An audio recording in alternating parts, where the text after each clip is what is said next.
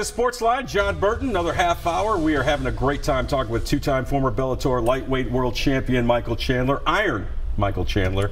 It's so good to have you here, man. I hope you're enjoying your stay here at the having a blast. Beautiful NewsChannel 5+ studios. Having a blast.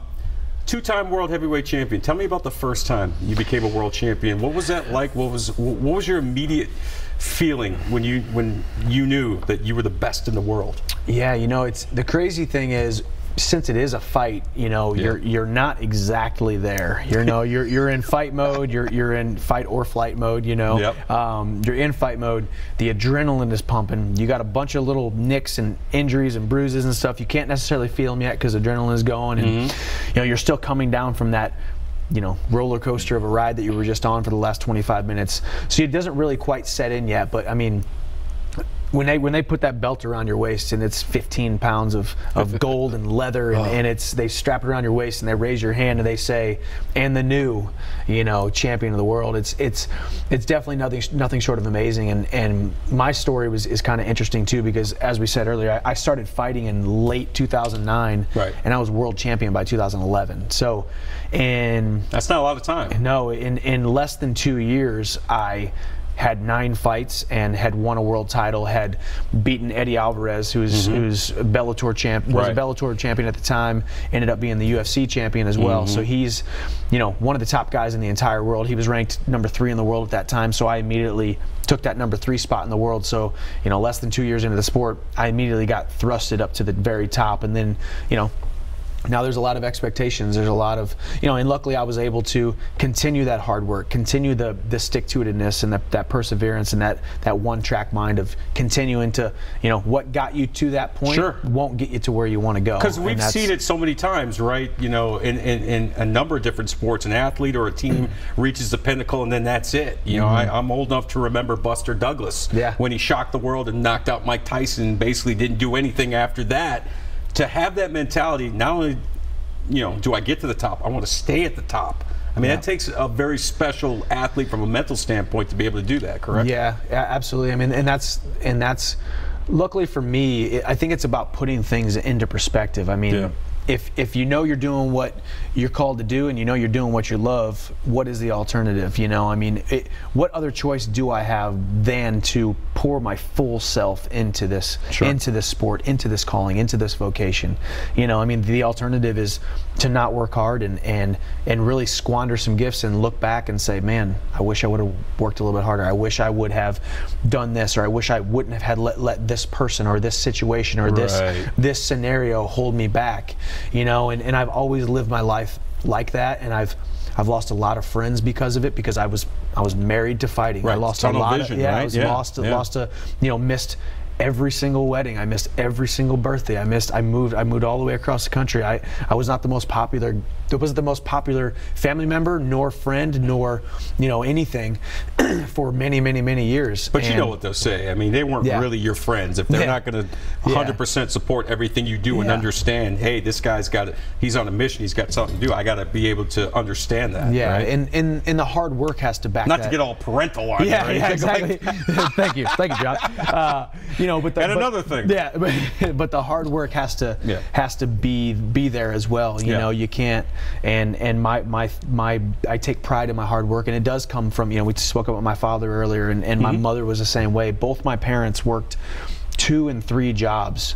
My dad was, I've never seen my dad sleep past 5 a.m., you know, and rarely did I ever see him at 5 a.m., but I knew he was up at 5 a.m. And he pulled himself up by his bootstraps. And because of their hard work and their refusal to make any excuses and their refusal to not try to give myself and my 2 brothers the best that they possibly could, any wrestling camp I wanted to go, any football camp I wanted to go to, any hockey league I wanted to join, anything that I wanted to do in life, they said, well, we can't necessarily afford it, but we're going to find a way. We don't necessarily have time for that, but we're going to figure out a way to do it. And it's that kind of mentality, that blue collar mentality, that has just turned me into the kind of guy that just wants to work really hard. I mean, my perception of hard work might be a little bit higher or lower than other people's, you know, and it's all about that perception of what you think hard work is. And if you're not pushing yourself every single day, I don't feel alive unless I'm really pushing myself every single day.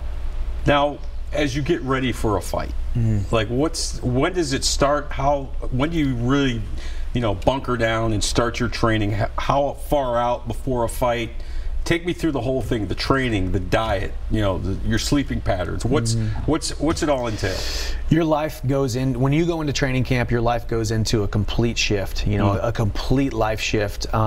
Every single thing you put into your body has a purpose. Every single hour that you sleep has a purpose. Everything becomes so much more important because 2 months down the road, my training camps are always 8 weeks. Okay. And I always, if you see me on social media, I'm at training camp here in Nashville training, and I'm trying to stay in shape always. I'm trying to become a better athlete. I'm trying to keep my diet on point. I'm trying to still be ready at all times. If in case that phone call comes and says, hey, we need you to fight in 8 weeks. So that way, when I go into training camp, I don't have to get in shape. I'm already in shape, so I can focus on skills. I can focus on technique. I can focus on those sparring rounds and the strategies and whatnot. But it's 8 weeks of training. It's every single morning, wake up and eat the same thing. Then I work out, and then lunch I eat the same thing, and then I eat this. It's a lot of chicken and broccoli. Yeah.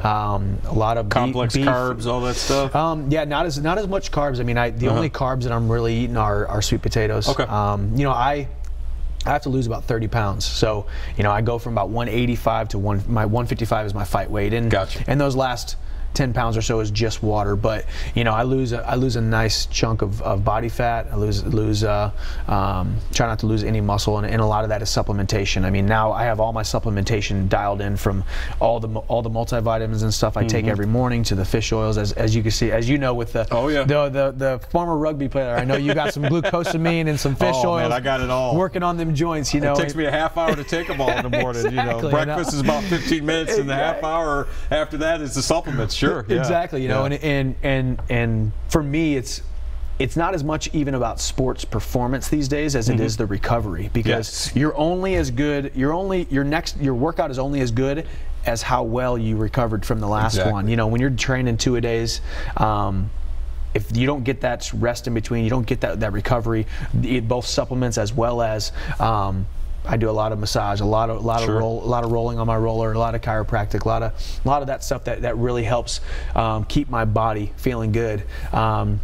But it's basically 2 a days for 6 days a week. I'm off on Sundays, and it's 8 weeks straight. And it's every single meal is a lean protein, either chicken, beef, or chicken, beef, or turkey, or maybe fish. And then it's a lot of the same 3 or 4 vegetables. Maybe one training camp I fall in love with broccoli. The next one it's like, okay, I'm sick of broccoli. I'm gonna eat all cauliflower. Maybe the next one's green beans. Who knows? But it's eating right. And really the cool thing is I'm just really becoming the healthiest human being on the planet that I possibly can. So it's doing great things to my body, even though I'm putting my body through some tough scenarios.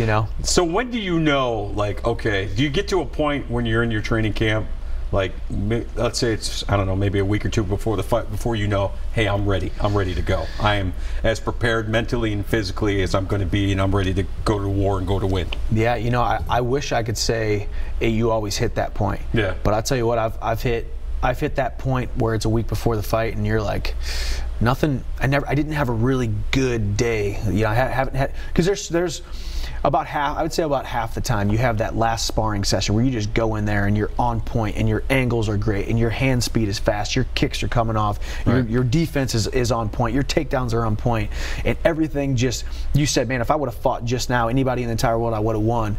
And you can carry that on into that fight. But I would be lying if I didn't say there was numerous training camps where I'm like, Coach, I don't know if I'm going to be able to win this fight. Did you see how bad my session? Oh my gosh, he hit me in my leg. It's just like all of a sudden you turn into like this little guy who's like, you've never fought a fight before. You act like you've never fought a fight before in your life, and you're second guessing yourself. And Negative you have, Nancy all exactly. of a sudden.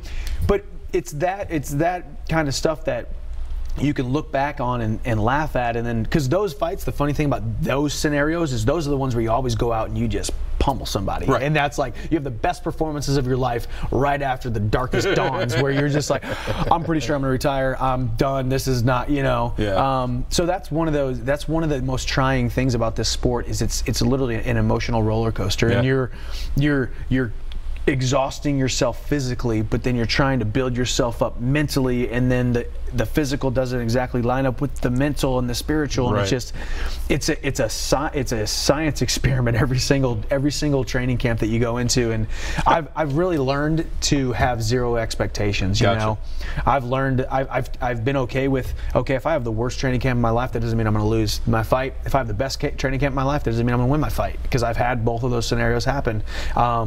You just gotta focus on success, not perfection. If you can get through each one of those practices, get a little bit better each time. It's not going to be a perfect practice. You're not going to do everything right. So don't focus on being perfect. Just focus on being a little bit successful. And I tell people that all the time. No matter what vocation you're in, no matter what your avenue of life is, just try to be successful, not perfect. Right. Strive for perfection, but settle for excellence. Right. Exactly. There you go. He's Michael Chandler, and we are back with your phone calls and more with the two-time Bellator lightweight world champion. Stay with us.